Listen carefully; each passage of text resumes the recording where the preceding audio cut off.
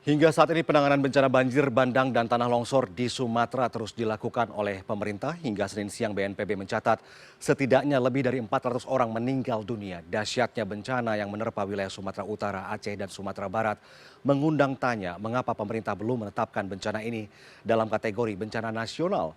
Lalu apa saja syarat penetapan bencana nasional dan apa untung ruginya dalam penanganannya?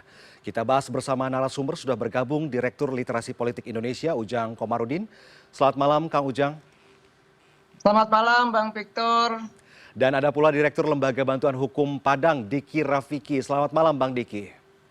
Selamat malam, Mas. Bang Diki, sebelum membahas lebih dalam tentang status kebencanaan, saya mau ke Bang Diki dulu nih. Bang Diki, bagaimana kondisi terkini di Padang, termasuk penanganan bencana yang dilakukan oleh pemerintah setempat di sana seperti apa? Ya, terima kasih Mas.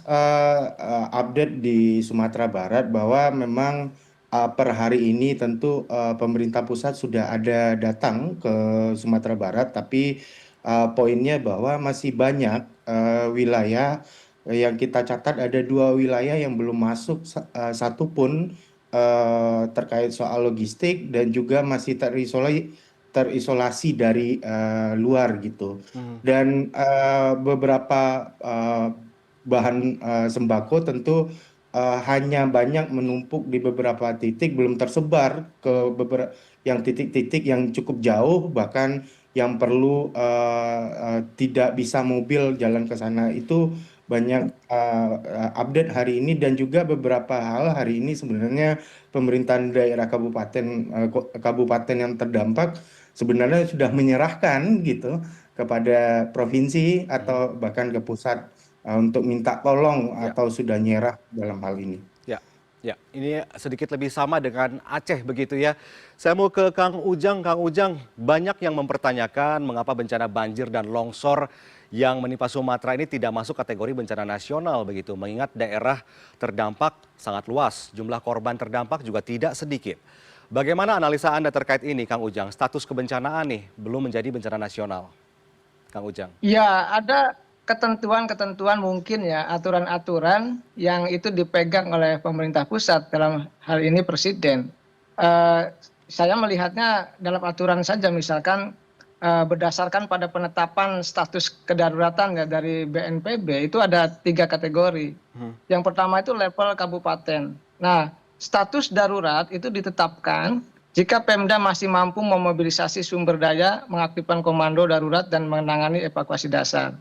Memang ada beberapa bupati ya, kalau nggak salah ada 3 itu yang eh, sudah give up, menyerah, karena memang dalam konteks itu tadi terisolir, tidak mampu atau tidak bisa mendatangkan makanan, lalu juga infrastruktur, juga jembatan dan lain sebagainya rusak.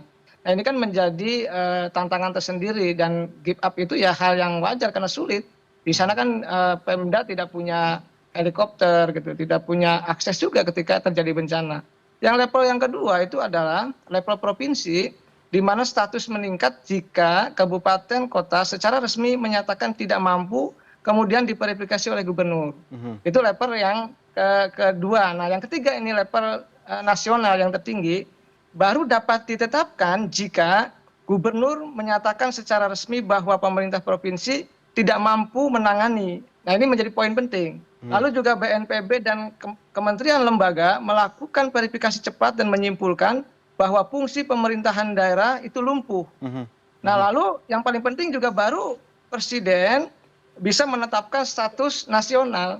Jadi dalam konteks ini titik poinnya saya melihat bahwa darurat atau bencana nasional atau tidak itu dilihat dari sisi kelumpuhan kepemimpinan di provinsi. Nah dalam konteks ini pemerintah pusat kenapa belum? Saya menganalisanya, melihatnya kelihatannya provinsi masih terus bergerak, masih terus berjalan untuk tadi ya, untuk bisa menyelesaikan, untuk bisa menangani bencana yang begitu luar biasa tersebut. Oleh karena itu saya memahami ya Presiden belum mengambil langkah katakanlah sebagai bencana nasional. Ya. Presiden Prabowo Subianto juga sudah bilang ya akan melakukan monitoring terlebih dahulu untuk menetapkan ini bencana nasional atau bukan begitu ya. Sekarang ingin ke Bang Diki nih, LBH Sumatera mendesak negara hadir dalam penanggulangan bencana banjir dan longsor di Sumatera ya. Salah satunya adalah segera menetapkan status darurat bencana nasional. Alasannya apa saja nih Bang dari teman-teman LBH untuk ditetapkan sebagai bencana nasional? Ya, kita lihat bahwa baik itu di dalam pasal 7 huruf A itu bahwa dampak-dampak dari bencana ini adalah sudah masuk dalam kriteria bencana nasional.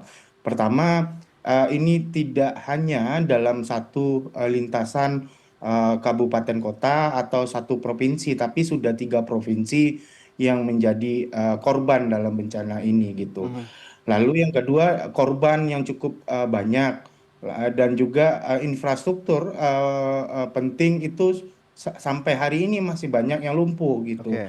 Dan jembatan pun banyak yang putus dan beberapa soal infrastruktur publik atau untuk pelayanan publik masih banyak yang belum bisa berjalan hari ini. Yang ketiga terkait dengan bahwa terkait soal korban yang meninggal dan juga soal korban yang mengungsi sampai hari ini coba kita lihat baik itu dari data data negara deh, Mhm. data dari BNPB keluar tidak data soal data pilahnya. Berapa korban perempuan yang terkena dampak, anak-anak yang terkena dampak dan berapa lansia yang terkena dampak. Sampai hari ini belum keluar bagaimana bantuan itu akan masuk secara tepat dan benar gitu. Mhm. Dan berapa orang yang melakukan pengungsian, di mana shelter-shelter utamanya, dan sampai hari ini tentunya masih banyak daerah-daerah yang terisolir.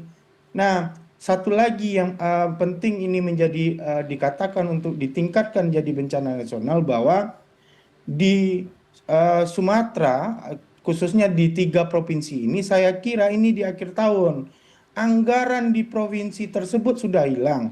Mhm. Tadi di tanggal 1 tadi Menteri Dalam Negeri mengeluarkan SK, ternyata SK itu mengambil dari dana sendiri, tidak pusat yang membantu langsung kepada daerah. Sedangkan untuk hari ini untuk memakai eskavator dan lain-lain sudah susah gitu. Nah, karena dampak-dampak yang menurut kriteria yang ada di pasal 7 huruf A tersebut sudah selayaknya untuk dijadikan ini bencana nasional agar ada intervensi baik itu anggaran, baik itu kebijakan dan juga intervensi dari tindakan dari pemerintah pusat agar lebih cepat. Mhm. Bencana Mhm. ini bukan hanya di tahapan hari ini, tapi rehab rekonnya yang panjang ini. Ya. Rehab rekon ini yang cukup panjang. Sanggup nggak pemerintah daerah untuk melakukan rehab rekon? Ya. Itu yang menjadi permasalahannya gitu. Oke, oke. Kang Ujang, berdasarkan pedoman penetapan status keadaan darurat bencana, bencana ditetapkan sebagai bencana nasional jika pemerintah provinsi benar-benar lumpuh alias tidak mampu lagi menangani bencana yang terjadi ya. Kita juga tahu ada 3 bupati Aceh di provinsi Aceh, ada Bupati Aceh Selatan, Aceh Tengah, dan Pidi Jaya yang sudah menyatakan tidak sanggup menangani banjir dan longsor yang melanda wilayah mereka. Mendagri bilang alasannya karena banyak akses terputus sehingga menghambat penanganan bencana ya, pasang badan gitu. Dari sini apakah belum cukup juga untuk Presiden segera menetapkan status bencana nasional, Kang?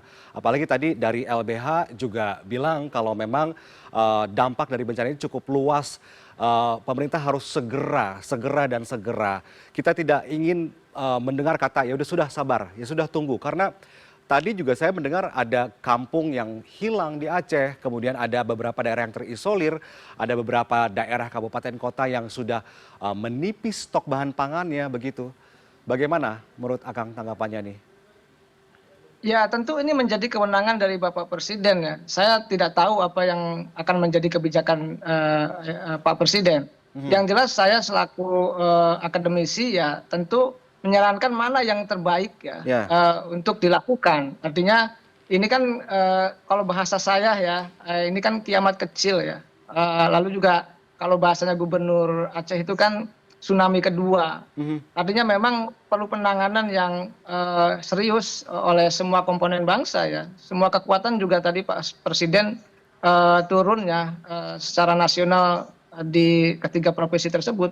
Oleh karena itu sekali lagi soal nanti penetapan bencana nasional atau tidak itu menjadi kewenangan Presiden, tentu akan dikaji ya tadi apa yang disampaikan oleh Bang Diki Mhm. bahwa sejatinya banyak publik menginginkan bencana nasional. Ya.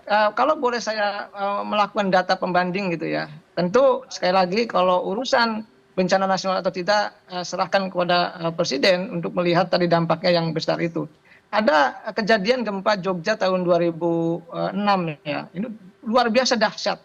Dan dalam konteks itu yang meninggal hingga 6.000 orang. Tapi juga bukan menjadi bencana nasional juga. Karena memang ketika itu dianggap pemerintah daerah Provinsi DIY masih melakukan komando-komando penanganan bencana tersebut. Oleh karena itu mungkin perlu dikaji mendalam juga ya case-case itu ya. Apakah memang case ini bisa sama juga yang terjadi saat ini gitu. Karena memang tadi setiap daerah, setiap wilayah punya dampak yang berbeda ya, dampak yang berbeda-beda di antara dengan daerah yang lain. Oleh karena itu hemat saya gitu ya, apapun yang menjadi kebijakan presiden kita tunggu. Tetapi apa yang menjadi catatan dari publik juga, dari rakyat juga perlu didengar gitu. Keluhan-keluhan, kesulitan-kesulitan, ini perlu juga menjadi catatan bagi Bapak Presiden termasuk bagi pemerintah seperti itu, bahwa tadi apa yang dinyatakan oleh Bang Diki, ya tentu mungkin saja akan menjadi pertimbangan Bapak Presiden juga. Saya tidak tahu seperti itu. Oke. Ini saya ingin minta pernyataan penutupnya dari kedua narasumber, dari Bang Diki, Kang Ujang juga. Kang Ujang dulu deh, Kang Ujang. Kita bicara tentang untung rugi status bencana nasional itu apa sih, dan kenapa pemerintah sampai sekarang masih menimbang-nimbang pertimbangannya apa dan bagaimana begitu untuk ditetapkan sebagai Ya bencana mungkin nasional? pertimbangannya tadi ya masih bisa terkoordinasi di pemerintah daerah gitu. Lalu juga pemerintah pusat juga turun. Memang kalau darurat nasional atau bencana nasional itu kan semua tersenter kepada pusat, artinya anggaran juga akan digelontorkan dari pusat. Nah dalam konteks hari ini memang tidak menjadi bencana nasional pun pemerintah pusat sudah turun. Tetapi memang publik tadi ya menginginkan darurat atau bencana nasional itu. Saya tentu dalam konteks ini melihat mana yang terbaik ya bagi masyarakat Aceh, bagi masyarakat Sumatera Utara dan Sumbar. Itu tentu akan menjadi pertimbangan dari Bapak Presiden. Kita tunggu apa yang menjadi langkah Bapak Presiden untuk bisa menyelesaikan dan menanggulangi bencana yang luar biasa ini.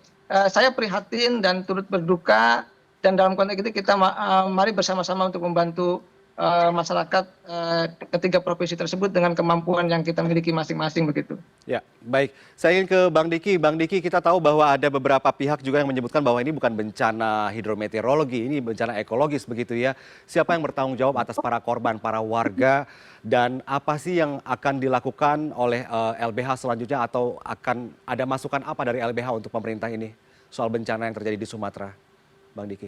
Ya, tentunya secara bersama kami di LBH Region Sumatera ini pada hari ini memang masih fokus warga bantu warga. Jadi dalam hal ini bagaimana konsolidasi warga itu saling membantu sesama yang lain, karena hari ini tentu melihat bagaimana penanganan dan juga melihat persoalan bencana hari ini belum juga diatasi dengan cepat, dan bahkan lokasi-lokasi masih belum disentuh. Yang kedua, tentunya setelah warga bantu warga, tentunya kemungkinan melihat kebijakan yang dimulai dari kebijakan-kebijakan yang ekstraktif yang semenjak dulu terjadi, dan puncaknya hari ini gitu.